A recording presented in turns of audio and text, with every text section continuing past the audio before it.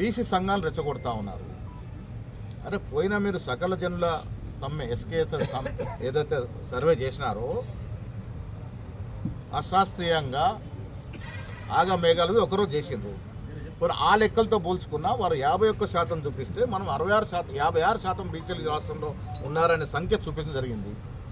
ఇంత జరిగినాక ఒక మాత్ర యజ్ఞంలా జరిగిన ఈ కార్యక్రమాన్ని అందరూ కూడా స్వాగతించాల్సింది పోయి దాంట్లో కూడా రాజకీయ పబ్బం కడుపుకునే ప్రయత్నం బీఆర్ఎస్ నాయకులు చేస్తూ ఉన్నారు.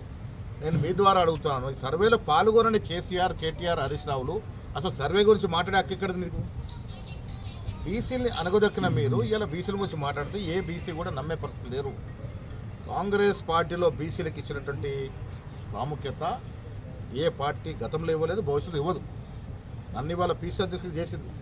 గతంలో 7-8 మంది బీసీలని పీసీ అధ్యక్షులు చేశారు.